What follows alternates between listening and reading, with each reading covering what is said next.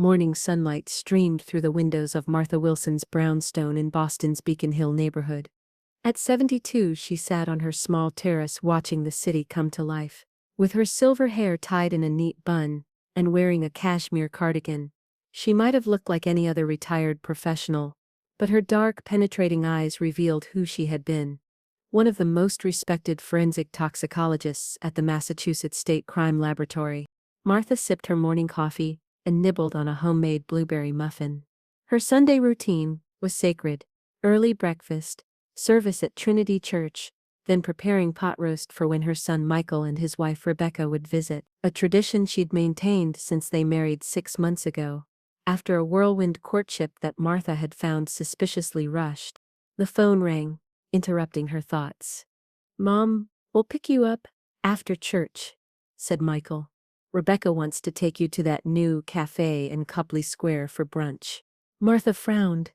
This was the third time this month they'd changed Sunday plans. "Honey, I've already started the pot roast. I got some fresh vegetables from the farmer's market," Rebecca insisted. Michael replied with a tone Martha knew well. It was the same one he used as a child when trying to avoid conflict. "She says you always cook and should take a break." Martha sighed. Since Rebecca had entered their lives, Michael seemed distant, as if someone else was pulling his strings. "All right, I'll see you after church." The cafe was crowded with tourists and locals. Rebecca had chosen a table in the corner, away from the bustle. With her perfectly straightened brown hair and designer dress, she looked more like a model than the high school English teacher she claimed to be. "So glad to see you, Martha." Rebecca's smile didn't reach her eyes. "I ordered you a special latte with cinnamon. I know you love it." Martha eyed the ceramic mug in front of her. The aroma was strange, not like her usual latte. "What exactly is in it?" Martha asked, not touching the cup.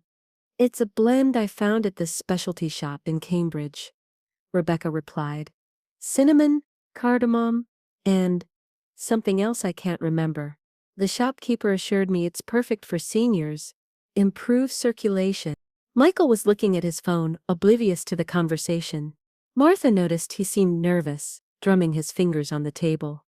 "Sounds interesting," she said, still not drinking. Her years in toxicology had taught her to be wary of unusual smells. "Would you excuse me for a moment? I need to use the restroom." As she stood, she observed Rebecca and Michael exchanging glances. Something wasn't right. When she returned, she saw Rebecca had gone to the counter to order something else. It was her opportunity. With a quick movement, she switched her mug with Rebecca's, which had barely been touched. "It's gotten chilly," Martha commented when Rebecca returned. "I'll drink my coffee before it gets cold."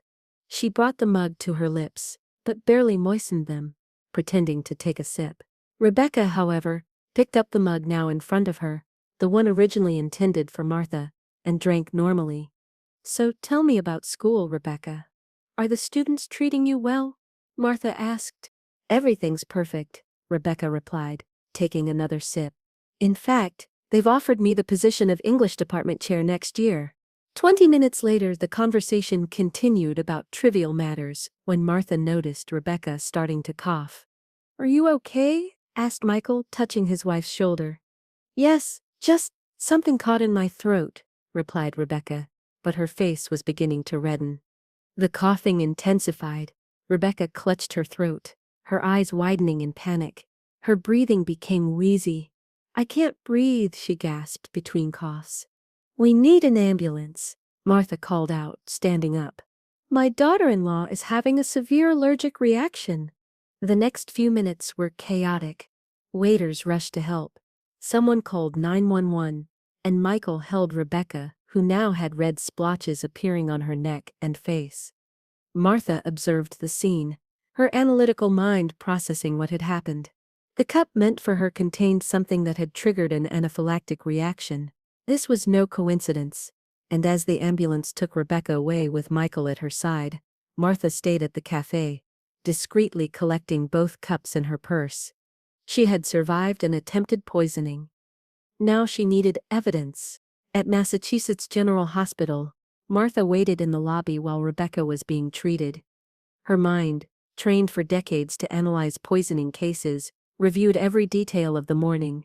The sudden change of plans, the insistence that she drink that special coffee, the casualness with which Rebecca had drunk from her own cup, not suspecting it had been switched. "How is she?" Martha asked, when Michael came to find her. "Stable. They gave her epinephrine and antihistamines. They say it was a severe allergic reaction, but they're not sure to what." Michael seemed genuinely concerned, but there was something else in his gaze. Guilt? Fear? "Michael, I need to ask you something." Martha lowered her voice. "Did you know what was in that coffee?" Her son paled. "What are you implying, Mom?" "Rebecca just wanted to treat you to a special coffee. That special coffee nearly killed her, and it was meant for me." "You're being paranoid." Michael looked away. "Age is affecting you." Rebecca was just trying to be nice. A doctor approached, interrupting the conversation. "Family of Rebecca Wilson? I'm her husband," Michael answered. "How is she?" "We've detected traces of a toxic substance in her blood. This isn't a simple allergy." The doctor looked at Martha. "What exactly did she consume?" "A supposedly special coffee," Martha replied. "I think you should talk to the police." "We've already called them," said the doctor. "It's standard procedure in poisoning cases." Michael paled even more. "Poisoning? This is ridiculous. It must be a lab error." Martha watched her son panic. It was the reaction of someone seeing a carefully crafted plan fall apart. 2 Boston police detectives arrived half an hour later. Martha explained what had happened, including the cup switch she had made. "I have both cups in my purse," she said, handing them over in separate plastic bags she had requested from the cafe. "I'm a retired forensic toxicologist from the state crime lab. I know how to preserve evidence." The detectives looked at her with new respect. "Do you believe your daughter-in-law deliberately tried to poison you?" "That's what it seems like," Martha replied. "But you'll need to analyze the residual contents of the cups to confirm." As the detectives took notes, Rebecca appeared in the hallway, supported by a nurse. Her face was still swollen, but she could speak. "She poisoned me," she shouted, pointing a trembling finger at Martha. "She switched our cups when I went to the bathroom. She tried to kill me." The detectives looked at each other, confused by the contradicting accusations. "Ma'am, we need you to come to the precinct to give a formal statement," one of them said to Martha. "Of course," she replied calmly.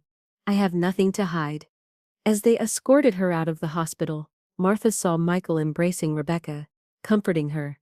The look her son gave her was filled with something she had never seen before: contempt. And in that moment, Martha understood that she was facing not only a manipulative daughter-in-law, but also the betrayal of her own son.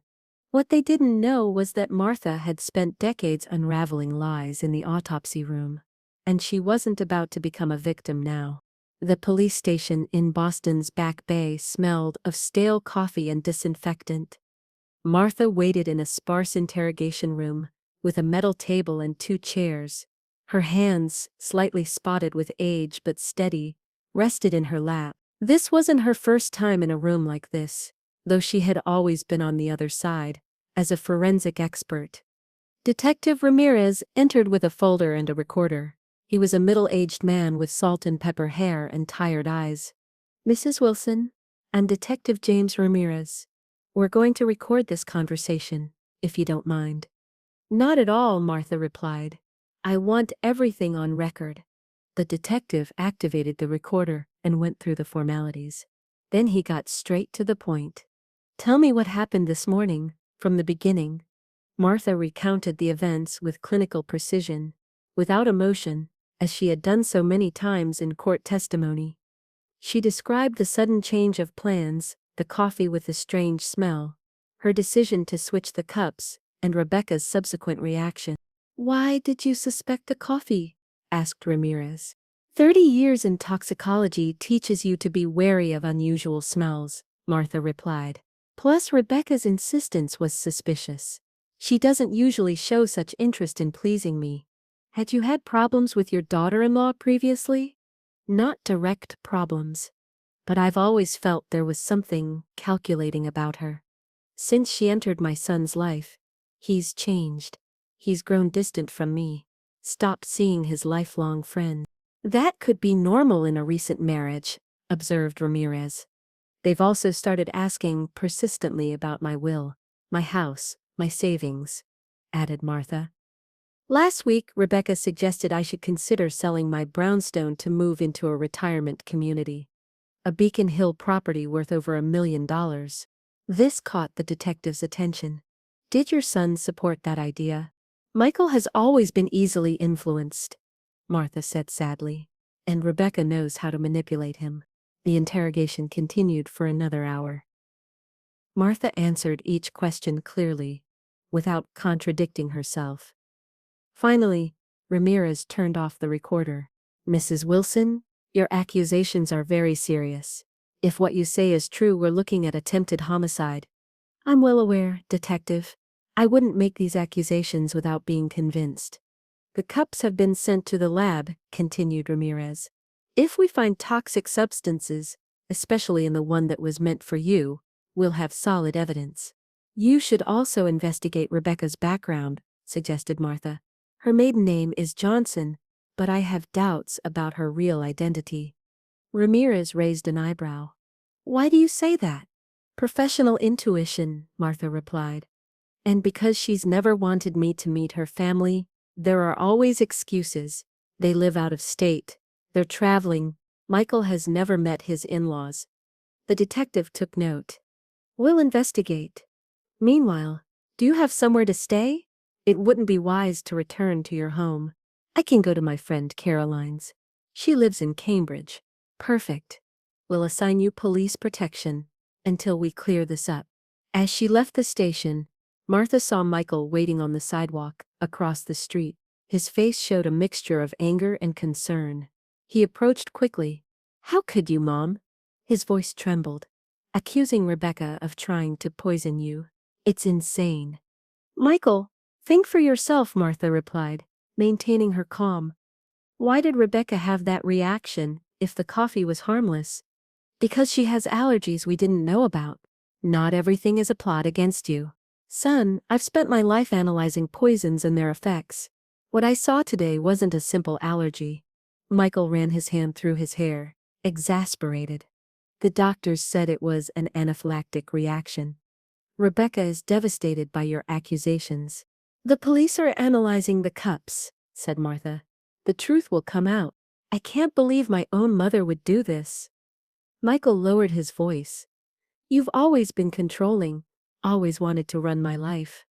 But this is too much. The words hurt more than any poison. Martha looked at her son, the boy she had raised alone after his father died, when Michael was barely 10. The boy for whom she had turned down promotions that required relocations, for whom she had built her entire life. Michael, I love you. I always have and I always will. But something doesn't add up in all this, and I'm afraid you're so blinded that you can't see it. The only one who's blind is you, Mom. With your paranoia and your conspiracy theories. Michael stepped back. Don't come home. We don't want to see you until you apologize to Rebecca. He turned and walked away, leaving Martha alone on the sidewalk, her heart broken but her determination intact. Because now, she was certain, she was not only facing a dangerous daughter-in-law, but also a son who had chosen to believe the lie. And as a police cruiser drove her to Caroline's home, Martha began to plan how she would uncover the truth, no matter the cost. Because if there was one thing she had learned in her years as a forensic scientist, it was that the dead always tell their story, and she wasn't willing to become one of them. Caroline's apartment in Cambridge was bright and spacious, with views of the Charles River. The two women had been friends since medical school, and Caroline, now a retired dermatologist, didn't hesitate to offer shelter. It's unbelievable, exclaimed Caroline as she served tea on the balcony. Michael really thinks you tried to poison Rebecca? He's completely manipulated, Martha replied, gazing at the horizon. I've never seen him like this, not even in his teens when he rebelled against everything. What will you do now? Martha sipped her tea. Investigate. I need to know who Rebecca Johnson really is. I have a bad feeling. You think this isn't the first time she's done something like this? Exactly. Martha leaned forward. Caroline, I need your help. Are you still in touch with Edward from the hospital? Edward Vidal, the IT guy? Yes. We see each other at the bridge club on Thursdays. Perfect. I need access to certain databases. Caroline looked at her with concern. Martha, be careful. If Rebecca really tried to poison you, she's dangerous. That's why I need to act quickly, before she tries again. That night, while Caroline slept, Martha used her computer to begin her investigation. With the data Edward had discreetly provided on a flash drive, she accessed records that would normally be beyond her reach. What she discovered chilled her blood. Rebecca Johnson hadn't existed until 3 years ago. The social security number she used belonged to a deceased woman whose identity had been stolen. The photos Martha found showed the same woman, but with different names. Laura Gonzalez in Florida, Christina Foster in North Carolina. And in both cases, there was a pattern: marriage to older or vulnerable men, followed by suspicious deaths, classified as natural or accidental. My God, Martha murmured, printing the documents. She's a serial predator. The phone rang, startling her. It was an unknown number. Hello? She answered cautiously. Mrs. Wilson, this is Detective Ramirez. We have the preliminary results from the cups. Martha held her breath. The cup that was meant for you contained traces of taxine, an extremely toxic alkaloid found in yew trees. It causes cardiorespiratory arrest and is difficult to detect in routine autopsies. I know, Martha replied. I've seen it in previous cases. It's almost perfect for murders that are meant to look like natural deaths. Exactly.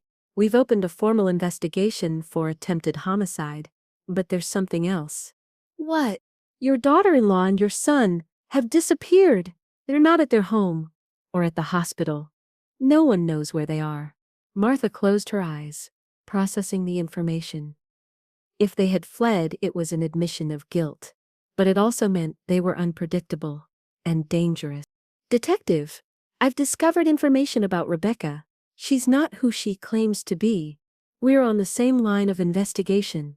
Can you come to the precinct tomorrow with what you've found? Of course. After hanging up, Martha looked out the window at the Boston night. Her son was out there, possibly an accomplice to a killer, or perhaps another victim, manipulated to the point of not seeing the danger. Either way, Martha was determined to find him before it was too late, because as much as the betrayal hurt, he was still her son, and a mother never gives up. The next morning dawned gray and rainy, as if Boston were crying for the tragedy unfolding. Martha arrived early at the police station, with a folder full of documents under her arm.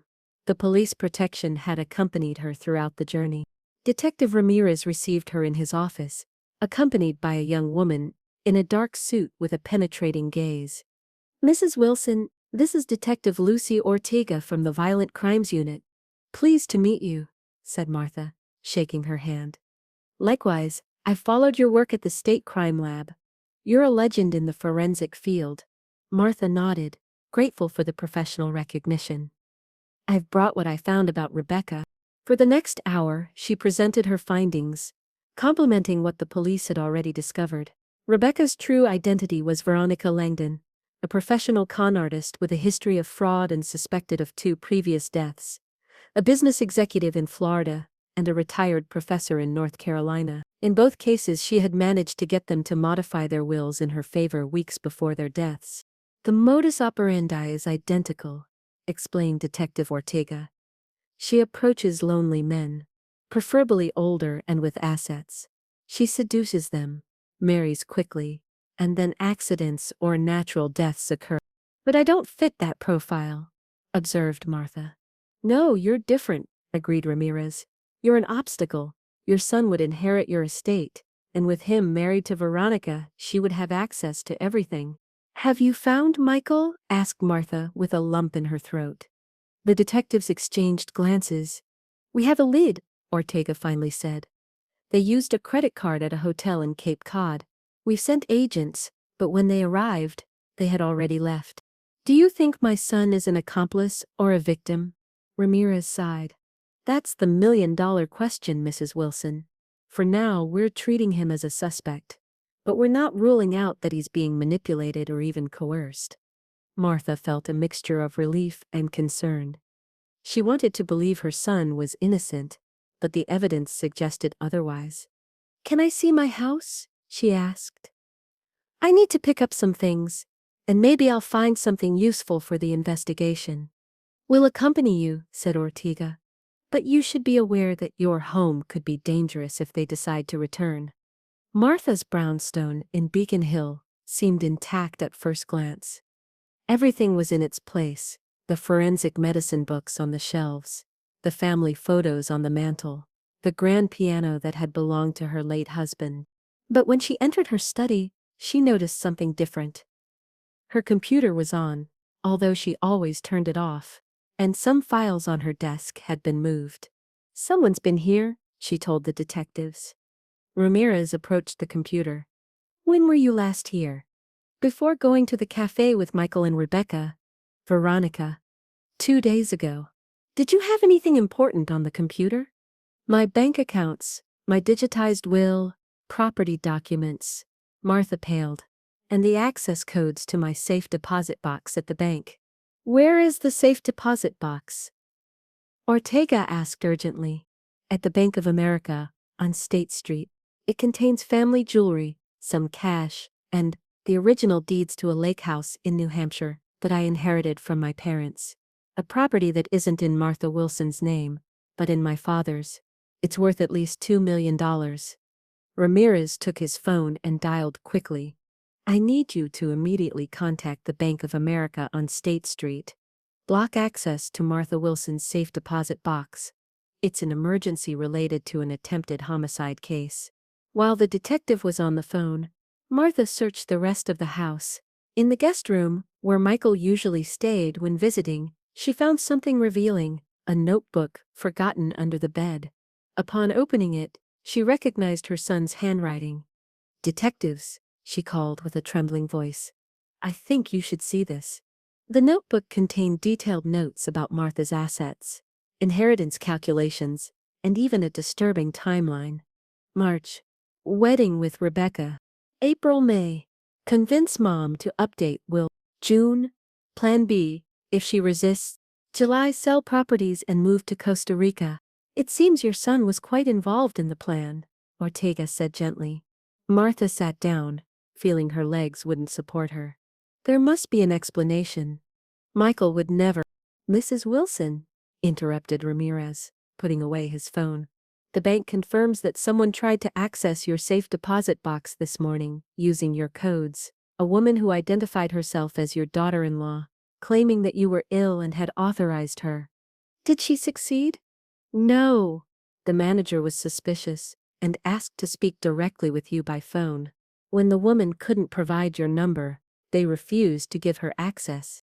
Martha felt a chill. They're trying to get everything they can before disappearing for good. And knowing they've failed, they might become more desperate, warned Ortega. We should take you to a safe place. As she gathered some belongings, Martha noticed something in the frame of a family photograph. A small hidden camera, the type used for surveillance. She discreetly pointed it out to the detectives. It seems they've been monitoring your movements, murmured Ramirez. This confirms premeditation. As they left the house, Martha took one last look at what had been her home for decades. The walls that had witnessed Michael's childhood, family celebrations, moments of mourning and joy. Now everything was contaminated by betrayal. Come on, Mrs. Wilson, Ortega said softly. We'll take you to a hotel under police protection. As the patrol car drove away, Martha saw a familiar figure on the opposite sidewalk, watching her. For a second she thought it was Michael. But when she tried to look more closely, the figure had disappeared into the crowd. Had it been real? Or just a desperate mother's desire to reclaim the son she thought she knew? The hotel chosen by the police was discreet. A 3-star establishment in a residential area of Boston. Martha settled into a room on the 3rd floor, with officers guarding the hallway and the reception. Detective Ortega had given her a new phone, with her number programmed as speed dial. Don't use your usual email or social media accounts, she had warned. They might be monitoring them.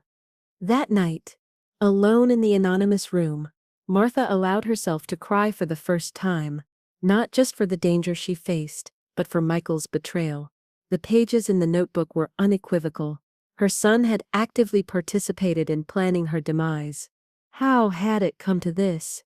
Where had she failed as a mother? The phone rang, interrupting her thoughts. "Hello?" she answered, wiping away tears. "Mrs. Wilson, this is Detective Ramirez. We have important news. Could you come down to the lobby? Detective Ortega is waiting for you." Martha quickly freshened up and went downstairs, escorted by one of the officers. In a small meeting room, she found Ortega with a grave expression. "We've located Michael," she said without preamble. "Where is he? Is he okay?" Ortega paused. "He's at Massachusetts General Hospital. He's been admitted with symptoms of poisoning." Martha felt the floor move beneath her feet. "Poisoning? Is he? He's stable but in serious condition. The doctors have detected the same toxic component we found in your coffee cup, taxine." "Veronica," Martha murmured. "She did this to him." "It seems so. A security guard found him semi-conscious in a park near the hospital. He had this note in his pocket." Ortega handed her a plastic bag with a folded paper inside. Martha read through the plastic. "Mom, you were right. Rebecca isn't who I thought. She tried to. I don't know how much time I have. I'm sorry. The lake house. She's going." The note ended abruptly, as if Michael had lost consciousness while writing. "Can I see him?" Martha asked, her voice breaking. "Yes, you can," Ortega replied. "In fact, it's crucial that you talk to him if he regains consciousness. He might have vital information about Veronica's plans." Martha nodded, trying to maintain her composure. "The lake house. My father bought it in the night. It's isolated, in the woods near Lake Winnipesaukee. Nobody knows it exists, except Michael and me. Do you think Veronica is heading there?" "I'm sure of it. Michael must have revealed its existence to her. If she's obtained the original deeds in my father's name, she could try to sell it quickly through strawman. That's over $2 million she could get without leaving a trace." Ramirez, who had just joined them, intervened. "We'll organize a task force for the lake house immediately. But first, let's go to the hospital." Massachusetts General was buzzing with activity, even at that hour of the night. Martha was taken to the ICU, where Michael lay connected to multiple machines. His face was pale, with a yellowish tint, and his breathing was assisted by a ventilator. "Taxine poisoning primarily affects the heart," Martha explained to the detectives, observing the monitors. "If he's survived the first few hours, his chances are good." She approached the bed and took her son's hand. It was cold, but she could feel a weak pulse. "Michael," she whispered. "I'm here. It's Mom." To her surprise, Michael's eyelids flickered. Slowly, he opened his eyes. He tried to speak, but the tube in his throat prevented it. "Don't try to talk," Martha said, squeezing his hand. "Just nod or shake your head. Was it Veronica who poisoned you?" A weak nod. "Were you going to the lake house?" Another nod. "Does she know she needs to use the original deeds to sell it?" Michael nodded again, with more strength. Then, with effort, he raised 3 fingers. "3?" Martha asked, confused. "3 what? Days? People?" Michael shook his head, frustrated. With difficulty he drew a circle in the air with his finger. 3 circles? Martha tried to decipher. 3 turns? 3 zeros? At this, Michael nodded vigorously. 3 million? Asked Martha. "Is she going to sell the house for 3 million? Michael nodded, then pointed to the calendar on the wall of the room. 3 days? Asked Ortega, who was watching attentively. "Will the sale take place in 3 days? Another nod, followed by a gesture from Michael bringing his hand to his neck, as if cutting it. "She's in a hurry," interpreted Ramirez. "She wants to make the sale quickly and disappear." Michael closed his eyes, exhausted by the effort. The attending physician indicated he needed to rest. As they left the ICU, Martha felt torn between relief that her son was alive and the bitterness of confirming his involvement in the plot. It seems Veronica decided to eliminate her accomplice once she no longer needed him, commented Ramirez. Or perhaps Michael began to have doubts. The note suggests he tried to warn me, said Martha. Maybe he finally understood what he'd gotten himself into. Or he simply feared for his own life when he realized he too was expendable, added Ortega pragmatically. Whatever the case, they now had a clear lead. Veronica would be at the lake house, trying to close a fraudulent sale in the next 3 days. We need a plan, said Ramirez. We can't just burst in without knowing exactly where she is or who she's with. Martha thought for a moment. I know the house perfectly, and I know something Veronica doesn't. What's that?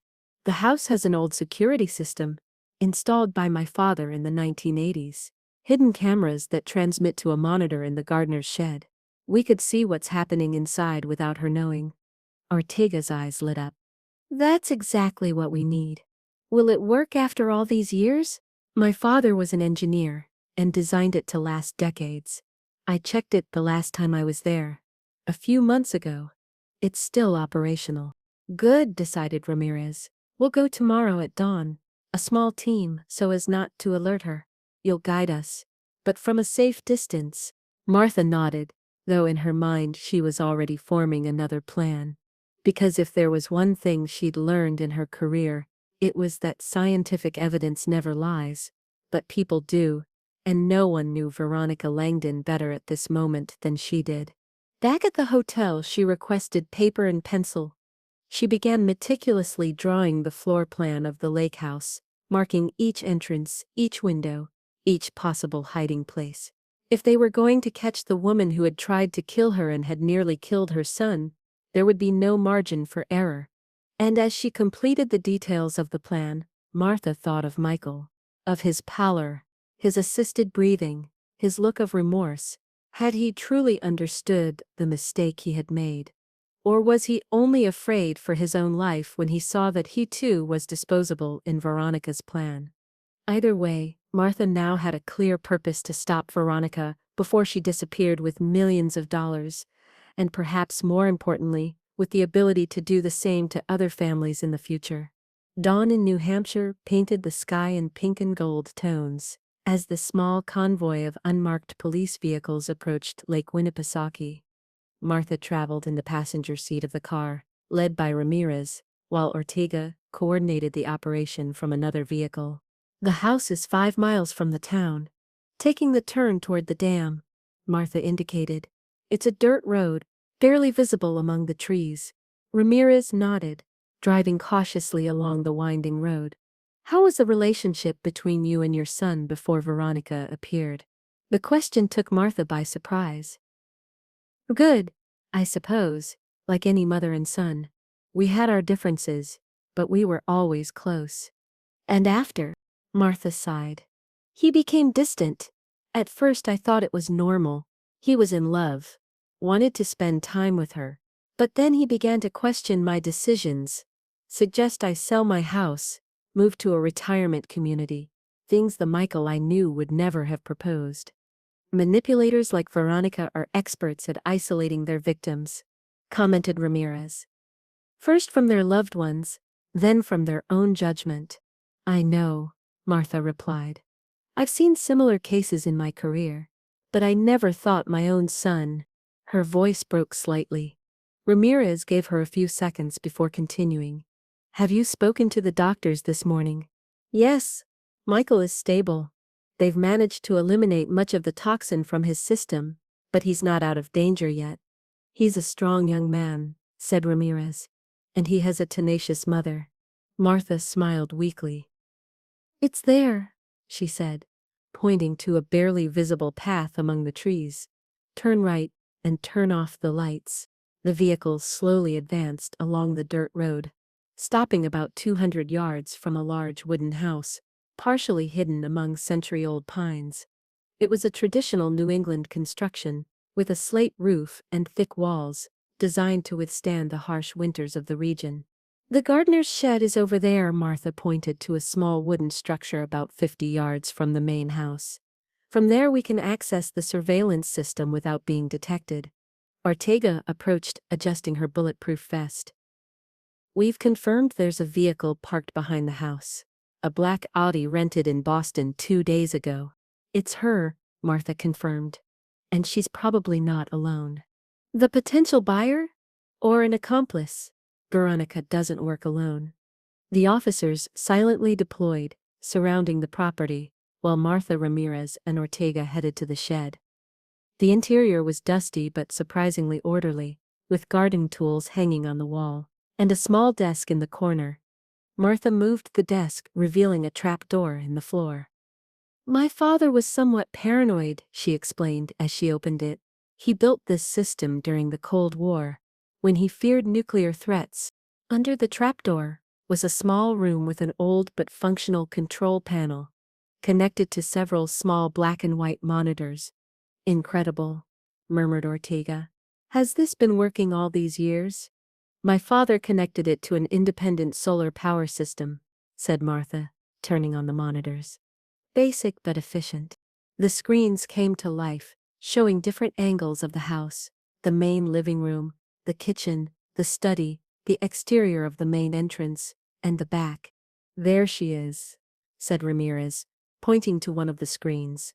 Veronica, or who they now knew was Veronica Langdon, was nervously pacing the living room. She wore an elegant suit and constantly checked her watch. Next to her, a middle-aged man with the appearance of a lawyer was organizing documents on a table. It looks like the sale is about to take place, observed Ortega. And there's the buyer, added Martha as a third figure entered the frame. A burly man with a foreign appearance, accompanied by a younger one who seemed to be his assistant. Ramirez took his radio. We have 4 suspects inside. 2 men and a woman in the living room, another man at the entrance. Proceed with caution. As they watched, they saw Veronica greet the burly man with kisses on the cheeks and invite him to sit. The lawyer spread documents on the table, and the assistant opened a briefcase. They're closing the deal right now, Martha said urgently. We're going to intervene, decided Ramirez. Detective Ortega, coordinate the assault. I want simultaneous entries through the front and back doors. Wait, interrupted Martha, pointing to another screen. There's someone else. A 5th figure had appeared in the kitchen. A young man moving cautiously, as if trying not to be detected. It can't be, Martha murmured, moving closer to the screen. It's Michael. Your son? Ramirez seemed incredulous. How is that possible? He was in the hospital a few hours ago. He must have signed himself out against medical advice, said Ortega, already on her radio. Central, I need immediate confirmation on patient Michael Wilson, from Massachusetts General Hospital. While they waited for an answer, they observed Michael moving stealthily through the kitchen toward the living room, where the meeting was taking place. In his hand, he held something that looked like a mobile phone. He's recording, Martha realized. He's trying to gather evidence. Or he's part of another plan, warned Ramirez. We can't trust him. Ortega's radio crackled. They confirmed Michael Wilson left the hospital 3 hours ago, against medical advice. Still in serious condition, but conscious. That complicates things, said Ramirez. If we burst in now, we could put him in danger. Martha watched the screen with a heavy heart. Michael appeared weak, occasionally leaning on furniture to maintain his balance. It was evident he was still affected by the poisoning. I have an idea, she finally said. But I need to go in alone first. Ramirez looked at her as if she'd lost her mind. Absolutely not. It's too dangerous. Listen, Martha insisted. Veronica knows me. If I enter as if I didn't know anything, as if I'd just come to get something from the house, I can distract her. Meanwhile, Michael can get out and your officers can surround the house without being detected. That's crazy, said Ortega. That woman has already tried to kill you once. And she'll try again if she gets the chance, added Martha. But she won't do it in front of strange witnesses. She's too calculating for that. Ramirez and Ortega exchanged doubtful glances. 5 minutes, proposed Martha. Give me a 5-minute head start. I'll go in, create a distraction, and then you intervene. By then, you'll have been able to position your officers perfectly. After an intense discussion, they finally agreed, though with strict conditions. Martha would wear a hidden microphone and a tracker. At the slightest sign of danger, the operation would be accelerated. I'm not an amateur, Martha reminded them, as she prepared. I've worked with the police for decades. I know how to handle tense situations. I hope so, muttered Ramirez. Because if something goes wrong, we'll have 2 victims instead of none. Martha left the shed and walked calmly toward the house, as if it were a routine visit. Her heart was beating hard, but her steps were steady. She had faced criminals before, had testified against killers while looking them in the eye. She could do this. Upon reaching the front door, she took a deep breath and rang the doorbell. The door opened almost immediately, revealing a rough-looking man who clearly wasn't expecting visitors. Good morning, Martha said naturally. I'm the owner of the house. Is my daughter-in-law Rebecca here? The man at the door was momentarily disconcerted, enough for Martha to take advantage and enter decisively. Excuse the intrusion, she continued, maintaining a friendly but firm tone. But I forgot some important documents the last time we were here, and I need them urgently. She walked toward the living room as if she knew exactly where she was going, which she did. The man followed her, unsure how to react. When Martha entered the living room, the scene froze. Veronica, the lawyer, and the 2 foreign men looked at her in surprise. The documents and an open briefcase, showing bundles of cash, were exposed on the table. Martha! Veronica was the first to react, quickly composing a smile. What an unexpected surprise. I imagine so, Martha replied, surveying the room. Out of the corner of her eye she saw Michael hidden behind the kitchen door, discreetly recording with his phone. I didn't mean to interrupt, but I needed some papers from my study. We're in the middle of an important meeting, said Veronica, maintaining her composure but with evident tension in her voice. Couldn't you come back later? It'll only take a few minutes, Martha insisted, moving toward the hallway that led to the study. You all continue, don't worry about me. The burly man, clearly the buyer, frowned. Who is this lady? He asked with a marked Eastern European accent. My husband's mother, Veronica replied with a tense smile. An unexpected visit. Excuse me for a moment. Veronica followed Martha into the hallway, grabbing her firmly by the arm once out of sight of the others. What the hell are you doing here? She hissed, abandoning all pretense of kindness. I told you I need some documents, Martha replied calmly. Though I see you're very busy with papers too. Selling something, Veronica? Or should I call you by your real name? Veronica's expression hardened. I don't know what you're talking about. Of course you do, just as you know what you did to Michael. A flash of surprise crossed Veronica's face. Michael is in the hospital, recovering from food poisoning. Toxin poisoning, Martha corrected. The same poison you put in my coffee. Except this time, your plan failed again. Michael survived, and he's told everything. Veronica quickly glanced toward the room, calculating her options. You're making things up, Martha. Perhaps you should see a doctor. At your age, mental confusion is common. There's no confusion whatsoever, Martha replied. The police have the evidence of the poisoning, your criminal history under different identities, and soon they'll have evidence of this fraudulent sale. Veronica's facade began to crack. Her eyes hardened and her hand slid toward her purse. Don't try it, Martha warned. There are officers surrounding the house right now. You're lying, said Veronica, though her nervous glance toward the windows betrayed her. Do you really want to risk it? You could still negotiate a reduced sentence if you cooperate now. For a moment, it seemed Veronica was considering her options. Then her expression changed to one of cold determination. You were always an obstacle, Martha. Too smart, too observant. Michael was easy to manipulate. But you, she pulled a small pistol from her purse. Sometimes problems need to be eliminated directly. Martha remained calm, aware of the hidden microphone, transmitting every word. Shooting will only make your situation worse. There are already enough charges against you to keep you in prison for decades. What does one more matter? Veronica aimed the gun at her. Anyway, it'll be self-defense. A confused, elderly woman who entered my property threatening me. No one will question my version. I will. Michael's voice resonated from the kitchen door. Pale but firm, he advanced toward them with his phone held high, clearly recording. Michael.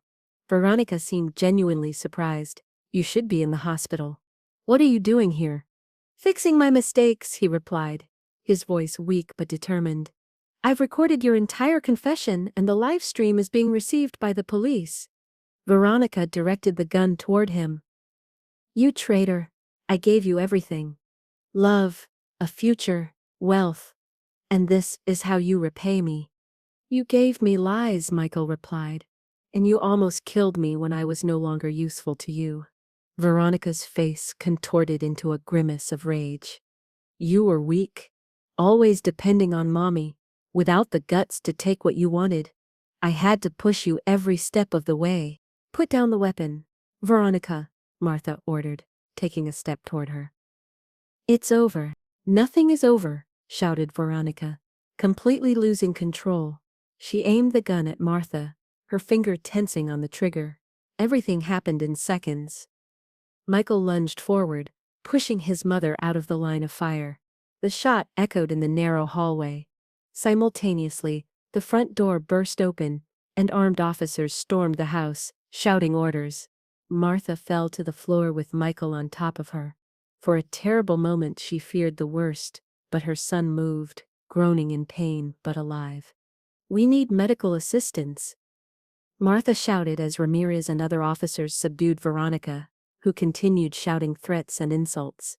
In the confusion, the other occupants of the house tried to flee. The foreign buyer and his assistant ran out the back door, only to find more police officers. The lawyer immediately surrendered, raising his hands and declaring he was only following his client's instructions. Martha focused solely on Michael. The bullet had grazed his shoulder, a painful but not fatal wound. What concerned her most was his general condition, weakened by the previous poisoning. "Hang on, son," she whispered, pressing the wound with her jacket. "The medics are on their way." Michael looked at her with tired but clear eyes. "I'm so sorry, Mom. I let myself be fooled. I was an idiot." "Shoo, not now," she soothed him. "We'll talk when you're recovered." Ortega knelt beside them. "The ambulance is coming. They've detained everyone. The money and documents will be key evidence." Martha nodded, not taking her eyes off her son. "Did you hear that? We did it. It's over." Michael closed his eyes, a tear sliding down his cheek. "I don't deserve your forgiveness." "You're my son," Martha replied simply. "And you risked your life to save mine. That counts for something, don't you think?" The paramedics arrived and took Michael away on a stretcher. Martha followed them to the ambulance, stopping only for a moment to see Veronica being put into a police car, handcuffed and furious. Their gazes briefly met. In Veronica's eyes there was no remorse, only rage at having been discovered. Martha felt no hatred, only a deep sadness for all the lives that woman had destroyed, including her own. "Mrs. Wilson," Ramirez called, "you were very brave today, reckless, but brave." "I only did what was necessary," she replied, "as I've always done." 3 months later, Martha was watering the plants on her small balcony in her Beacon Hill brownstone. The Boston summer was at its peak, hot and dry, but the early morning hours were still pleasant. Her life had changed considerably since that day at the lake house. Veronica, or Veronica Langdon as she was known in the trial, had been charged with multiple crimes: attempted homicide, fraud, forgery, identity theft, and influence peddling. Subsequent investigations revealed an even darker history, with evidence linking her to the deaths of her previous husbands. Michael had recovered physically, though the emotional scars would take longer to heal. After leaving the hospital, he had insisted on moving to a small rented apartment, needing space to reflect on his actions. Martha respected his decision, though the distance pained her. The doorbell rang, interrupting her thoughts. Opening the door, she found Michael, with a bouquet of flowers and a nervous expression. "Good morning, Mom," he said, offering her the flowers. "I thought I'd stop by for breakfast if you're not busy." Martha smiled, taking the bouquet. "I'm never too busy for you. Come in, I just made coffee." They sat at the small kitchen table, with toast, homemade jam, and freshly brewed coffee. For a few minutes, they talked about trivial matters, the heat, the news, Michael's new job as a math teacher at a high school. Finally, Michael gathered the courage to address what he really wanted to say. "Yesterday was my last session with the therapist," he commented, looking at his cup. "She says I'm making good progress, but the road will be long." "I'm glad you're getting help," Martha replied. "We all need it sometimes." "She's helped me understand many things about myself," Michael continued, "about why I was so vulnerable to Veronica's manipulation, my insecurity, my fear of failure, my resentment." Martha looked at him in surprise. "Resentment?" Michael nodded, uncomfortable. "Toward you, in part. For always being so strong, so capable. Sometimes I felt I could never measure up to you." "Oh, Michael." Martha extended her hand across the table, taking her son's. "I never meant to make you feel that way. I know, it wasn't your fault. But my perception, Veronica detected it and exploited it. She made me believe that with you out of the way, I could finally be my own person." He paused, swallowing hard. "How ironic that I ended up being less myself than ever." Martha squeezed his hand. "You know, I've been reflecting too. Maybe I was too protective, too dominant. When your father died, I became obsessed with keeping you safe, with making sure you never lacked anything." "You were a good mother," Michael affirmed. "The best you could be under difficult circumstances." "And you're a good son who made mistakes," she replied. "As we all do." They looked into each other's eyes with a mutual understanding that had been absent for too long. "The trial starts next month," Michael mentioned, slightly changing the subject. "The prosecutor says our testimonies will be crucial." "We'll be prepared," Martha assured him. "And afterward, we can begin to put all this behind us." Michael nodded, hesitant. "Do you think we can ever be like we were before?" Martha considered the question, remembering the last few months, the painful revelations, but also the moments of truth and redemption. "No," she finally replied. "We won't be like before. We'll be different, perhaps wiser, perhaps more cautious, but also more authentic with each other." Michael smiled, a small but genuine smile. "I like how that sounds." They had breakfast together, talking about future plans, possibilities, second chances. Martha told him about her idea to return to giving lectures at the university on forensic toxicology, and Michael shared his hope to go back to school. When Michael left, promising to return for Sunday dinner, Martha stayed on the balcony, watching the city awakening under the summer sun. The betrayal had left scars, but it had also cleared the path for an honesty that was previously lacking. She thought of Veronica now in pretrial detention, awaiting a trial that would likely keep her locked up for the rest of her life. She thought of the other victims who never had the chance to see justice. And she thought of the coffee cup from that fateful day, of the instinct that had led her to switch it, of the chain of events it had triggered, a simple gesture that had revealed dark truths, but that had also finally opened the door to healing. Martha watered the last plant, a small but resilient lavender that had survived neglect during the chaotic days following the incident. Like her, it had endured, recovered, and now was blooming again. As the scent of lavender mixed with the morning coffee, Martha smiled. Life continued, with its dangers and its blessings, and she was ready for whatever came next. The trial against Veronica Langdon became one of the most high-profile cases of the year. Journalists filled the courthouse corridors each day, eager to capture every detail of the story that had shocked American society. A professional con artist who seduced her victims before poisoning them and taking their assets. Martha and Michael testified for 3 consecutive days, meticulously recounting every detail of their experience. For Martha, testifying was nothing new. She had spent decades in courtrooms as a forensic expert. But this time was different. This time she wasn't analyzing toxicology evidence in someone else's case. This time the poison had been in her own cup. "Did you immediately recognize that the coffee contained something unusual?" asked the prosecutor. "Not immediately," Martha answered honestly. "But I noticed a chemical aroma that didn't match normal coffee. My years in toxicology taught me to be wary of unusual smells." "And why did you decide to switch the cups?" "It was survival instinct. I wasn't sure there was poison, but I preferred to be cautious." When it was Michael's turn, his testimony was devastating for the defense. With a broken but firm voice, he admitted his initial complicity and described how Veronica had gradually manipulated him. "At first it seemed like she really loved me," he explained. "But little by little she began to isolate me from my mother, from my friends. She convinced me that my mother was controlling, that she didn't respect me as an adult, that she wanted to run my life." "When did you begin to suspect her true intentions?" inquired the prosecutor. "When she started talking constantly about my mother's assets. At first they were subtle comments about the convenience of selling the house, or questions about the lake house. Then they became more insistent, almost obsessive." "And yet you continued to collaborate with her?" Michael lowered his gaze. "I was emotionally trapped. I wanted to believe there was a reasonable explanation, that she really cared about me. It was when I found fake documents on her computer that I began to see the truth, and when she tried to poison me, there were no doubts left." From the defendant's bench, Veronica watched impassively, as if the story had nothing to do with her.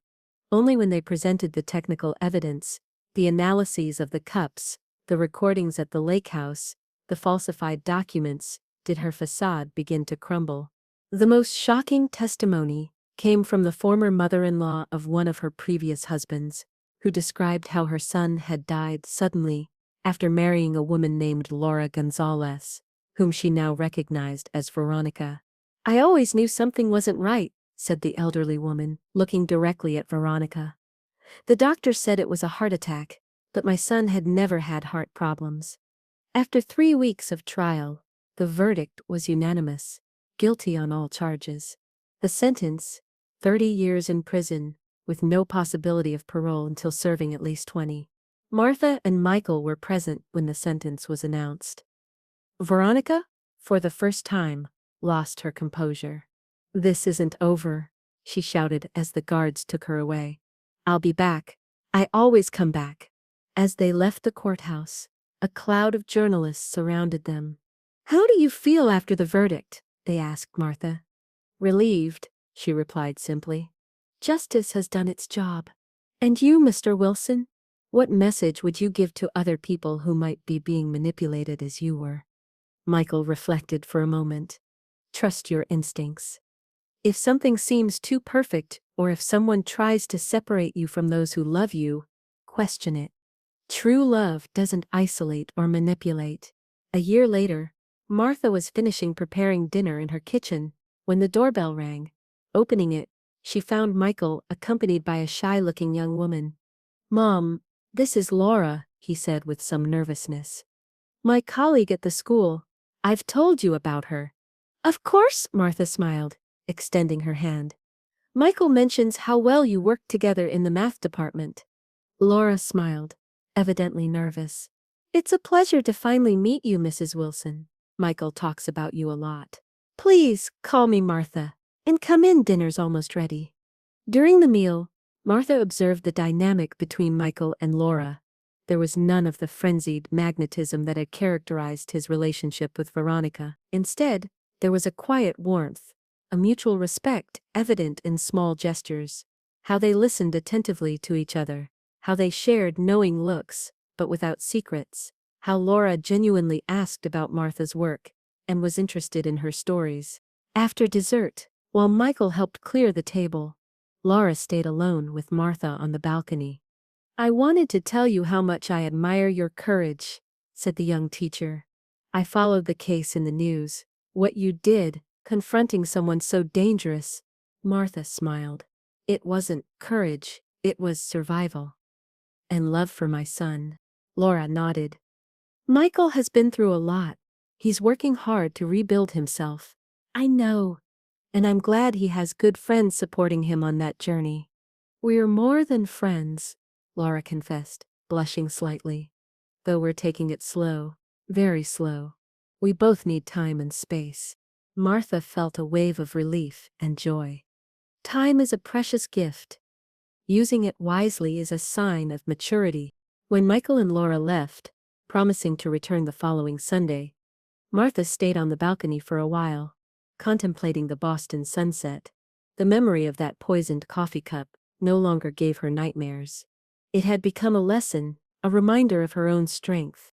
In her nightstand, she kept a letter Michael had written to her months ago, when face-to-face words were still too painful. A letter she reread in moments of doubt. Dear Mom, there are mistakes that have no explanation, and mine is one of them.